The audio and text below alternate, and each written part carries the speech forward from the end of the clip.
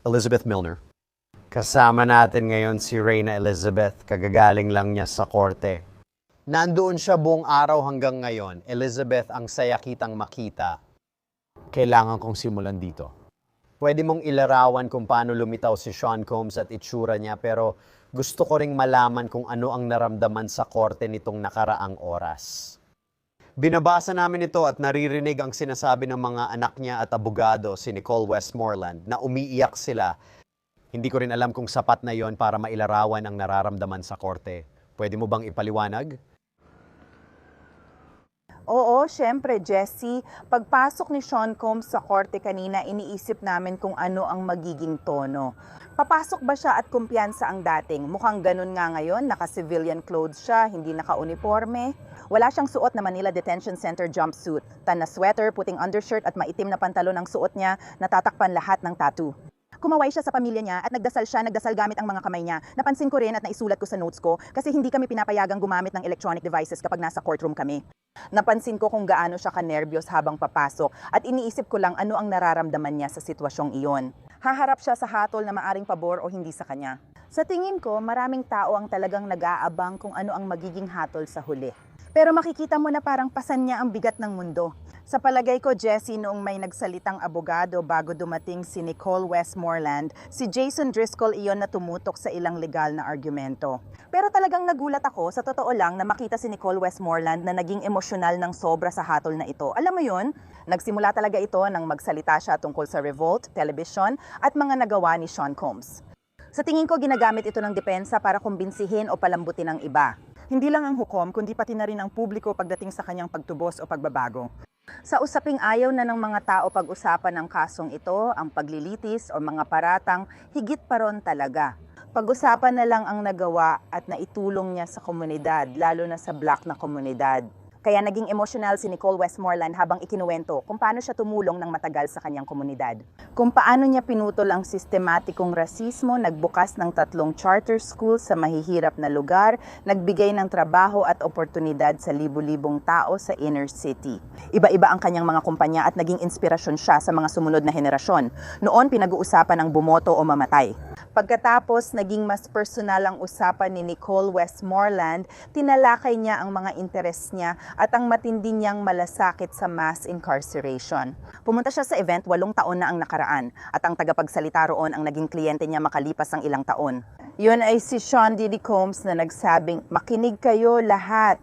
Huwag matakot mangarap, pero siguraduhing samahan ng aksyon ang inyong mga pangarap." At sinabi niya na talagang binago nun ang buhay niya, sabi niya. Si Genome Combs ay hindi mas malaki pa sa buhay, isa lang siyang tao na nagkamali rin.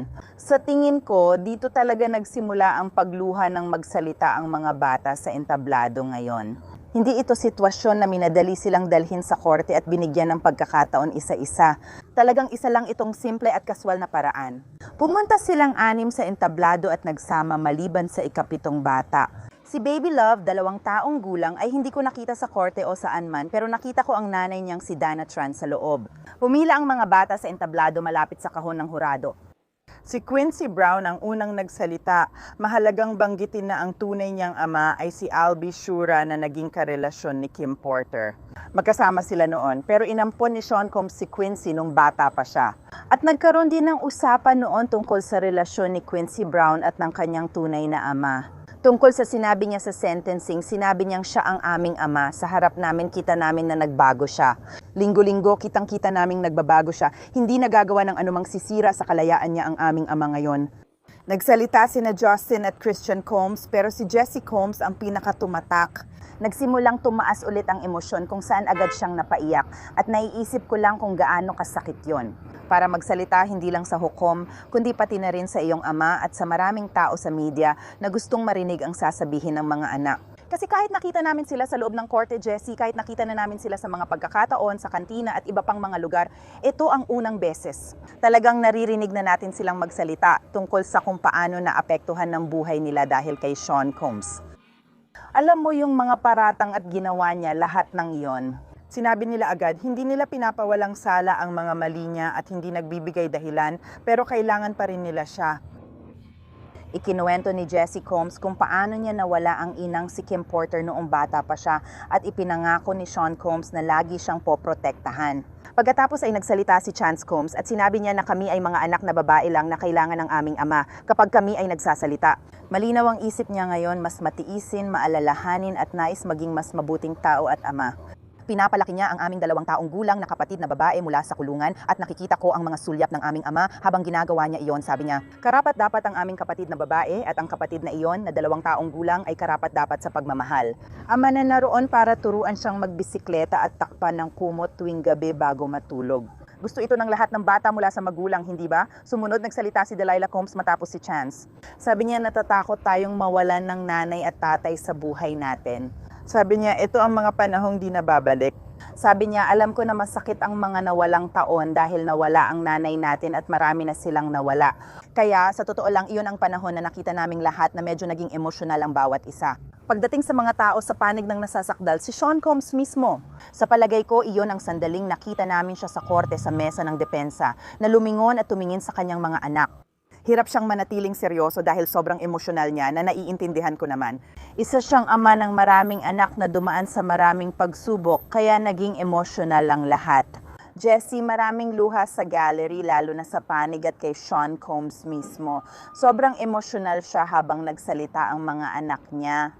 Maraming nakataya ngayon kaya hindi nakakapagtaka na napapansin mo ito. Bago ako magtanong, gusto ko lang ipaalam sa'yo. Ramdam na ramdam ang dami ng pagmamahal na natatanggap mo online. BASTYFELD, pagbati Reyna, mahal ka namin sa Alemania. Christina Lester, Super Chat. Sino ang magaling ngayon? Sabihin kay Elizabeth na kumikintab pa rin ang balat niya tulad dati. Nikki Hayes, kumusta ka Elizabeth? Mahal ka namin at pinahahalagahan ka namin. Anto Grego, maganda si Jessie at Reyna Elizabeth, mahal namin kayo. Magaling kayong mag-team. MAYLINBORBIN. Namiss ko ang chat, lunch show at Law and Crime team. Salamat Law and Crime sa inyong pagsusumikap. Kaya at Super Chat, tanong mula kay Mike, ano na ang update? Sa tingin ko, sinabi na ni Elizabeth ang buong update. Itatanong ko ito sa'yo. May tanong mula kay Lone Medic. Gaano katagal sa tingin ni Elizabeth na makukulong si Diddy? Wala bang komento ngayon? Wala bang komento ngayon, Elizabeth, mula sa hukom? Na wala siyang nakikitang dahilan para lumihis sa mga patakaran ng 5 hanggang 7 taon. Oo, kaya madami talaga akong ginagawa sa matematika, Jessie. Kasi kapag pinag-uusapan nila ang mga patakaran sa sentensya, palagi nilang pinag-uusapan ito sa hanay ng mga buwan. At dahil may 12 buwan sa isang taon, kailangan kong magmadaling magkwenta.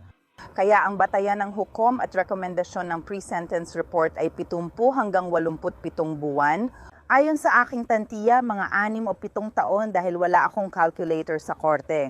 Kaya nakikita ko na posibleng mas mataas ito kaysa sa inaasahan ng depensa sa palagay ko lalo na base sa tono ng hukom ngayon. Nang binanggit niya na si Sean Combs ay nagsalita ng publiko tungkol sa posibleng pagdalo sa isang speaking engagement sa Miami, sa tingin ko, teka, babawiin ko yon. Hindi ang hukom kundi ang gobyerno talaga ang nagsabi nun. Dahil mukhang inaasahan ng panig ng depensa na baka mapalaya siya ngayon depende sa magiging resulta ng sentensya.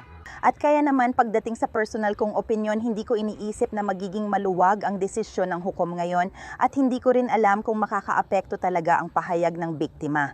Ang panonood ng video sa korte, pakinggan ang mga anak ni Sean Combs at marinig ang depensa niya ay makakaapekto sa kanya. Sa kahit anong paraan, mukhang napagdesisyonan na niya ang kanyang pasya. Kung ako ang tatanungin, di ako magugulat kung mangyari iyon. Na magkaroon ng sentensya na mas mababa sa 2 taon at posibleng isama pa ang panahon na na-serve na niya. Iyon ay 1 taon na lang sa kulungan kaya titingnan natin kung ano ang magiging resulta kapag naibigay na ang sentensya na mangyayari mamayang hapon. Sigurado posibleng mangyari. May tanong din kami at pasensya na kung nasagot mo na ito dati pero ito ay mula kay Rebecca L. Ano ang suot ni Diddy ngayon? Oo, Rebecca, si Diddy ay laging ganito ang suot, kaya ko palaging isinusulat. Kung ano man ang suot niya sa loob, nakasuot siya ng kulay tan na sweater, puting panloob na damit, at itim na pantalon ngayon, na iba sa huling beses na nakita ko siya sa korte. Nangyari ito sa pagdinig noong nakaraang linggo kung saan siya ay naka-Manila Detention Center jumpsuit. Kaya, halos pareho pa rin ang kulay pero tiyak na naka-civilian na siya ngayon di gaya ng pagdinig last week. At sa totoo lang, itong revelation na si Mia, na isa sa mga biktima sa kasong ito, ay nagsabing siya ay inabuso ng sexual ni Sean Combs. Dapat sana ay magbibigay siya ng pahayag ngayon. Nagbigay siya ng liham sa korte. Tumutol ang depensa na magbigay siya ng pahayag sa korte. Ayaw niyang magsalita ngayon. Ibig kong sabihin, maaari mo ba kaming kausapin tungkol din sa revelasyong iyon? Nangyari ba iyon sa simula ng araw? Oo, malaking revelasyon iyon. Inaasahan kong may maririnig na personal na pahayag mula sa mga biktima at saksi ng gobyerno kaya talagang nakakagulat iyon. Nang sinabi ni Christy Slavic ngayon na ayaw na ni Mia o hindi na niya nais magbigay ng pahayag bilang biktima at sinabi rin ni Christy Slavic na nagsumite na si Mia ng isang nakasulat na pahayag. Yun din ang liham mula sa memo ng gobyerno tungkol sa sentensya. At pagkatapos, nakakatuwa Jessie sa totoo lang na marinig ang hukom na medyo naging mainit ang ulo sa panig ng depensa. Halos sinabi niya na hindi nararapat ang tono ng liham ng depensa bilang tugon sa pahayag ni Mia bilang biktima. At ang tono ng liham na iyon ay medyo matindi. Parang kapareho ito ng tono at epekto ng cross-examination kung saan sinabi nila iyon. Sa legal na dokumento, tinawag nila siyang sinungaling. Sinabi nila na nagpapakita siya ng parang peking pag-uugali habang nasa witness stand siya. Maraming ganitong pangyayari kaya Jessie di na ako nagulat na nagbago siya ng isip. Naiintindihan ko naman kung bakit. Maaaring nag-aalangan siyang pumunta sa korte ngayon lalo na dahil sa tugon ng depensa ng nais niyang magpahayag bilang biktima. Madalas nating makita ito sa mga ganitong pagdinig para sa hatol. Elizabeth, alam kong kailangan mong bumalik sa korte. Magaling ang pag-uulat mo, babalik ka mamaya. Malalaman natin ang hatol mamaya at sasama sa akin si Elizabeth para sa special na sidebar. Kapag napag-usapan natin ang nangyari sa korte ngayon, Elizabeth Milner, salamat, pinahahalagahan ko ito. Salamat, Jessie. Sige, babalik si Sierra mamaya-maya. Lahat ng mga panauhin ko, Rich, Justin, at Dante, manatili lang kayo sa akin. May mabilis tayong break ngayon dahil naka-break ang korte. Pagbalik nila, magbabalik din tayo para ituloy ang live na pag-uulat sa araw ng hatol kay Sean Caddycombe. Manatili lang kayo.